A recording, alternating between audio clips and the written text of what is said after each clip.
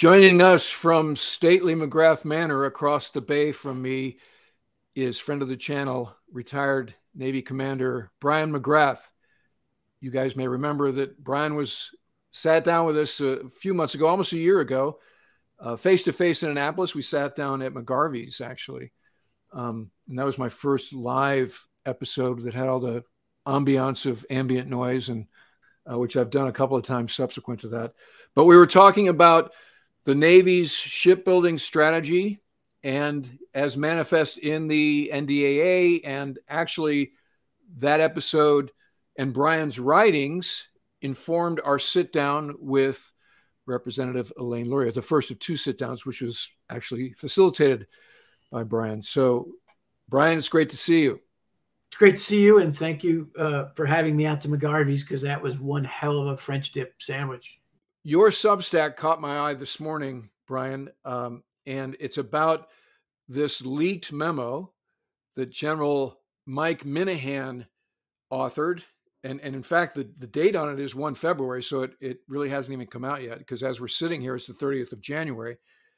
But he is the commander of the Air Mobility Command. His quickie bio, he was an Auburn ROTC guy, got his wings, and basically flew C-130s in between staff jobs.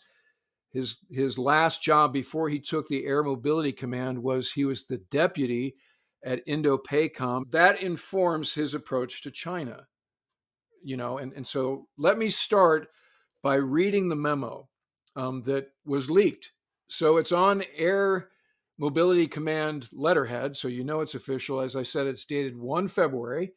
Memorandum for a whole bunch of different commands from the commander. The subject is February 2023 orders in preparation for the next fight. 1, situation, and this starts very dramatically. I hope I am wrong. That's a hell of a way to start a memo. I hope I'm wrong. My gut tells me we will fight in 2025. Xi secured his third term and set his war council in October of 2022. Taiwan's presidential elections are in 2024 and will offer Xi a reason. United States' presidential elections are in 2024 and will offer Xi a distracted America. Xi's team, reason, and opportunity are all aligned for 2025. We spent 2022 setting the foundation for victory. We will spend 2023 in crisp operational motion building on that foundation. If you want to know what the operational motion I demand looks like, look at what Total Force Team Charleston did in January. 2, commander's intent. Go faster. Drive readiness, integration, and agility for ourselves and the joint force to deter, and if required, defeat China. This is the first of 8 monthly directives from me. You need to know I alone own the pen on these orders.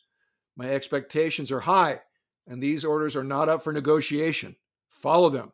I will be tough, fair, and loving, interesting choice of words, in my approach to secure victory.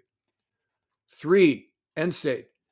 A fortified, ready, integrated, and agile joint force maneuver team ready to fight and win inside the first island chain. And we've discussed what these island chains are in a number of previous episodes. Maximize the use of the force and the tools we currently have and extract full value from things that currently exist. Close the gaps. C2, navigation, maneuver under attack, and tempo. 4, risk. Run deliberately, not recklessly.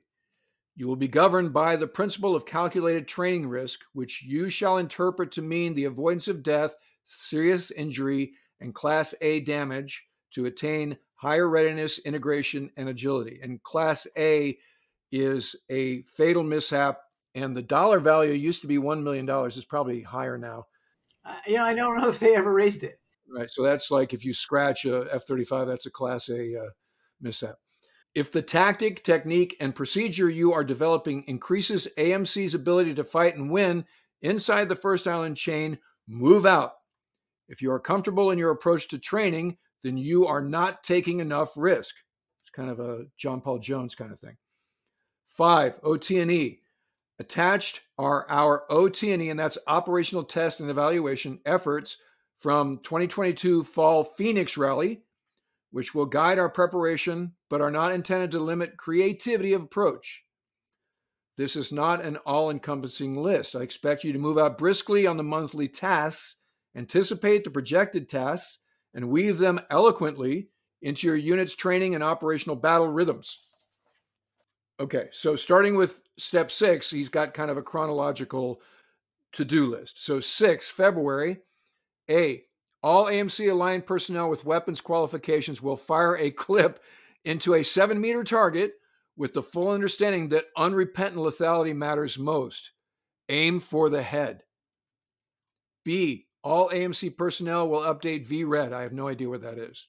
C, all commanders will acknowledge this order directly to me immediately, then report all 2022 accomplishments preparing for the China fight and forecast major efforts in 2023 through command chains by close of business 28 February 2023. 7, March. And now this is projected because that's the future. A, all units will report progress towards established OT&E requirements for Indo-PACOM operations discussed and reviewed at Fall Phoenix Rally.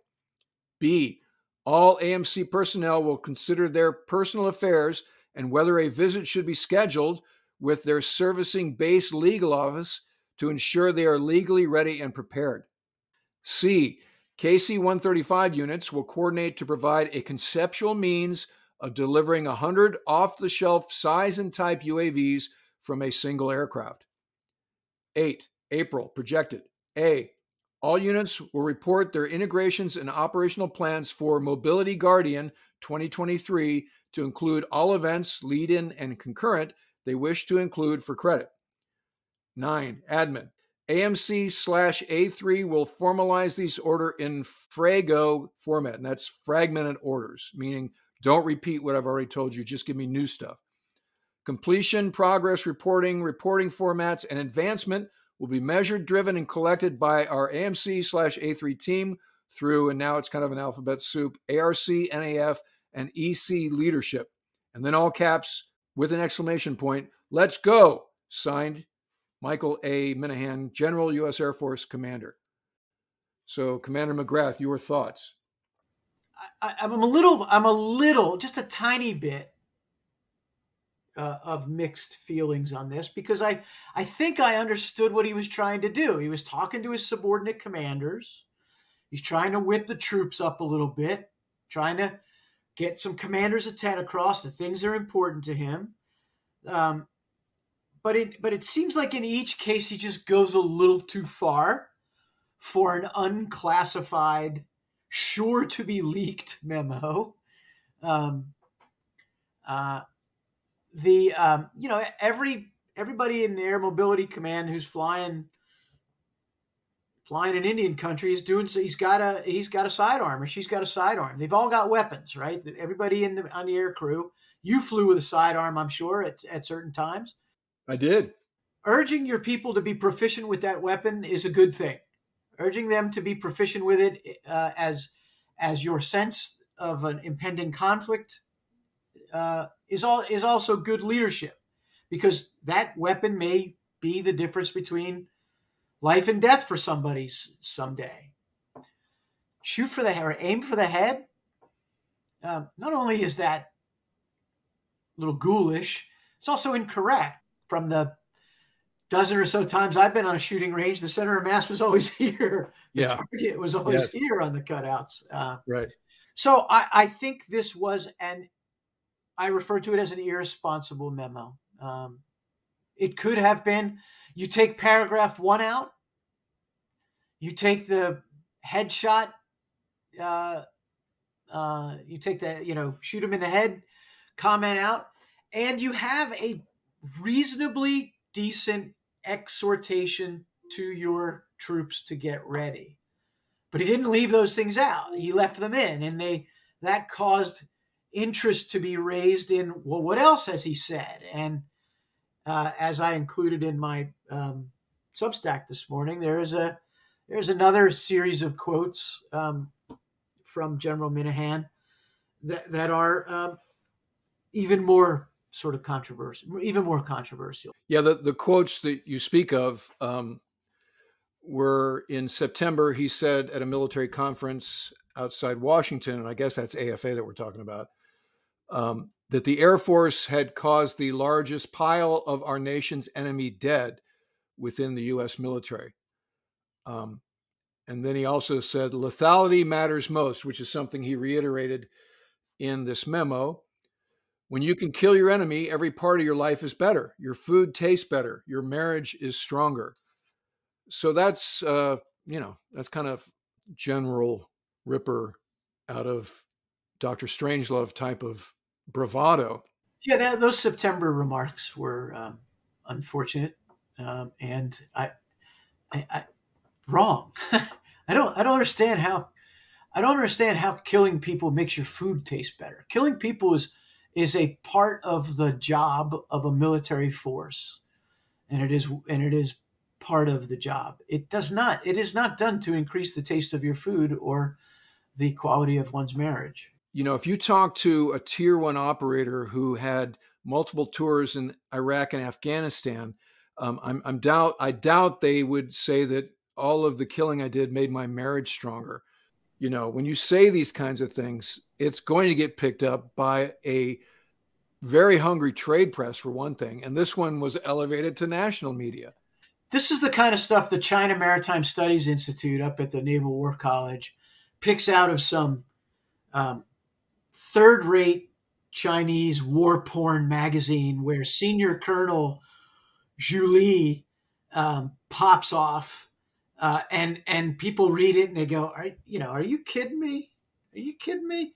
But that's not who this is. This is the 4-star commander of the Air Mobility Command. Yeah, I mean, like you said, the first paragraph where he's triangulating on some geopolitical events. Right? Right. I'm not paying General Minahan to do that. Yes. Right. That's exactly right. I'm paying him to move stuff. Yes. Yes. And I, as a taxpayer, I'm really interested in him doing that. I'm really interested in him leading his force and motivating his force and exhorting his force to do those things under wartime conditions at the very best of their ability. Generals don't get to say when the war starts. That's what our civilians are for. And the other thing you say in the Substack is this should have been a classified memo, because it has it's really uneven in terms of the general bravado and the motherhood specific guidance. And then this, KC-135, you guys got to be able to drop 100 drones of various sizes out of your airplane. That sounds like a classified OT&E test point. I'm just imagining this, 34-year-old 4 times deep 06 sitting in his front office, and that person not saying, "Hey, General, why don't we put this on the SIPRNet? Why don't we make this secret?" I can't imagine that there weren't people around him saying, "Let's do it." And let's face it, this memo is a little bit of a litmus test, right? I saw General Deptula, a man I respect, and I think he's a wonderful fellow, but I saw him pop off on Twitter just before this, just full-throated support. There is this is one of those dividing lines. There are a whole bunch of people over here saying, this is great, this is hard edge, these are people who obviously get China, and then there's people over here saying, this is the end of the world, our generals are idiots, blah, blah, blah, we're going to bring on a war. And what we don't understand is, at least in my case, you can be really, really leaning forward in the saddle vis-a-vis China and hope that you don't say stupid shit also. I think those are possible. Those are things that are possible in nature. The other charge that guys of General Minahan's year group, he's year group 90, which makes us feel very old. He's a kid. He's a kid. That's the problem. He's a mature kid. Yeah. And so, but these guys have been fielding this charge from, particularly one side of the aisle and the public in general of everybody's woke in the Pentagon and we're not training to fight the nation's wars. So maybe some of what we see in here is overreaction to that. It's like, look, in case you guys aren't getting it, look at this memo where I'm talking really tough about stuff, and I'm talking about I want everybody to shoot a full clip at a target and aim for the head. That's woke, and so maybe this is sort of even a subconscious reaction to this sort of charge on social media and other places. My guess is that even if that debate weren't out there raging like it seems to be, this is who this guy is, and he would have probably said something over the top anyway. Well, we should mention that the response from the Pentagon was, as we say in SEER school, swift and impartial. The Pentagon press secretary, another Air Force general, a junior general, Brigadier General Patrick Ryder, said, quote, "These comments are not representative of the department's view on China. The National Defense Strategy makes clear that China is the pacing challenge for the Department of Defense, and our focus remains on working alongside allies and partners to preserve a peaceful, free, and open Indo-Pacific." So I think he's trying to thread a needle there where he's like, no, it's just a pacing challenge. It's not actually an adversary. We're in such a bad place with the teams all making, if you're not back there clapping for General Minahan, you're somehow soft on China. It's just ridiculous. The Department of Defense spokesman is trying to say something statesmanlike, direct, and truthful about this. And I think he met those things. I want to know someday, and I know I never will, were there 4 people out there in the front office saying, "Please don't do this, General," or anybody on his staff saying? Did he just shoot this out there in a vacuum, do you think? He couldn't have, right? He can't. This is typewritten on letterhead. He didn't do that. His flag writer, his like you said, his immediate staff. There's a line in there where he said, "This is basically I wrote this." I know, but I get it. Meaning these are my thoughts. But to your point, there are people in the chop chain de facto who, to your point, could have said, "General, maybe we sit on this one. Maybe." And again, this wasn't supposed to come out till day after tomorrow, so not sure how it got leaked. I don't know. What's funny, I write all the time, and I despise editors. I despise them. They're the lowest form of life on the face of the earth, but they always make what I write better. Maybe that's why I hate them so much. Yes. They always make what I write better. As an editor, I have to say that's true. He could have used an editor on this. He really could have used an editor. Yeah, an editor like, "General, maybe wad this up and try again, or let's think about another format." Maybe use paragraph 1 to cite already stated timelines by the Secretary of Defense or the National Security Strategy, or just use stuff that's out there and it's already acceptable. The Davidson window. Throw our good friend Phil Davidson under the bus. Throw Davidson under the bus. Yeah, right. As stated by Indo-PACOM when I was working for him back a few years ago, the window is 2025, 2026. So do we think there are going to be any professional consequences for General Minahan as a function of this situation? Will he be like change of command without a band kind of thing?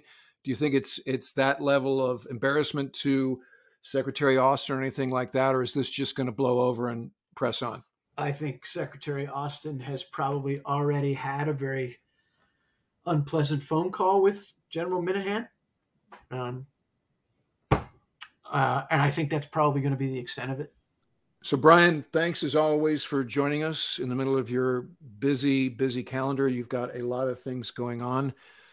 If you're not subscribed to Brian's Substack, please do so. I'll put the link in the episode description. It's always chock full of goodness like this particular topic. And I hope our paths cross in person very soon. Yes, Ward. Thank you. I've enjoyed being with you. All right, that'll do it for this episode. If you're not already a subscriber, click the button and ring the bell so you don't miss anything. If you'd like to help support the channel, please consider using the super thanks, the heart icon below, or become a patron at patreon.com/Ward Carroll. And in the meantime, I look forward to talking to you again very soon.